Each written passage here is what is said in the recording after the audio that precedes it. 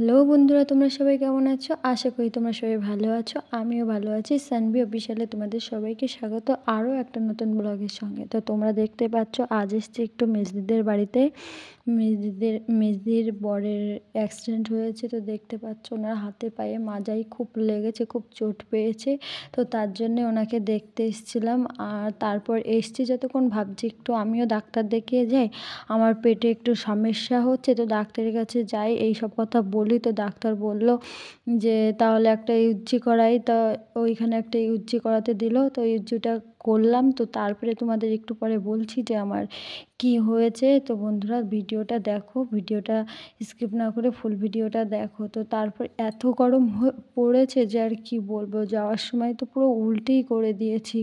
তো যাওয়ার সময় আর এই কারেন্টের সিঁড়িটা চালু ছিল না, আসার সময় ভাগ্যিস চালু ছিল, না হলে আমার অবস্থা একদম বেহাল অবস্থা হয়ে গেছিলো।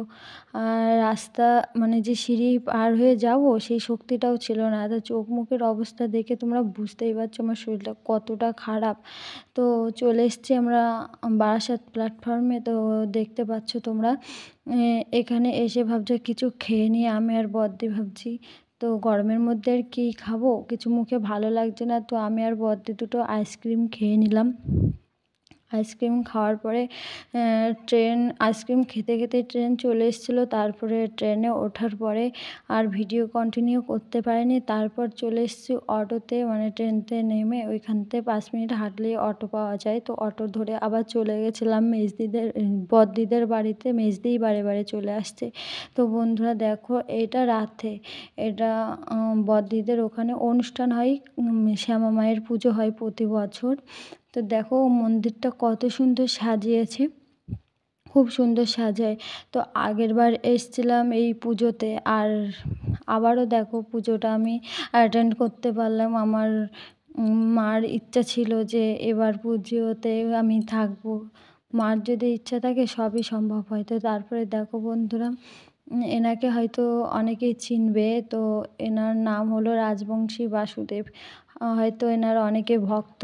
তো বন্ধুরা দেখো, ওনার গান খুব সুন্দর, খুব সুন্দর গায়। ফার্স্ট টাইম ওনার গলায় গান শুনলাম, খুব ভালো লেগেছে। তো বন্ধুরা এইখানে অনেক ভিড় হয়, অনেক লোক হয়, আর এখানে অনেক ইউটিউবাররাও আসে এনার ভিডিও করার জন্য।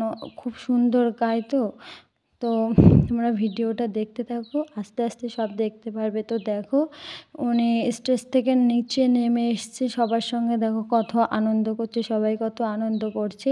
তো তারপর এসছে কিছু খাওয়া দাওয়া করতে। তো খাওয়া দাওয়া করে আবার বদ্দিদের বাড়িতে চলে যাব।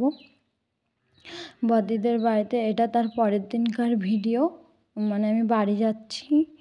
ও তোমাদের দাদাভাইকে দেখতে পাচ্ছ না অবশ্য, ও আমাকে রেখে চলে গেছিলো তার পরের দিন। আমি এখানে মোট 4 দিন ছিলাম। তো বন্ধুরা দেখতে পাচ্ছ, আজ আমি বাড়ি যাবো। ও বললো যে থাকো, আমি তোমাকে নিয়ে আসছি। তা আমি বললাম না থাক, আমাদের বাড়ির থেকে না হলেও 1.5 ঘন্টার রাস্তা গাইঘাটা যেতে, আমাদের বাড়ি হেলেঞ্চা। তো আমি বললাম না থাক, তোমার আসতে হবে না, তোমার যাওয়া আসা অনেক কষ্ট হয়ে যাবে, আমি হেলেঞ্চাতে যাই, তুমি ওখান থেকে আমারে নিয়ে যেও। তো বন্ধুরা আমি যেতে থাকি। তোমাদের ভিডিওটা ভালো লাগলে অবশ্যই লাইক, কমেন্ট, শেয়ার আর সাবস্ক্রাইব করতে ভুলো না। আর আমার কি হয়েছে সেটা তোমাদের বলে দেবো নেক্সট ব্লগে। তোমরা সবাই ভালো থেকো, সুস্থ থেকো। দেখা হচ্ছে নেক্সট ব্লগে।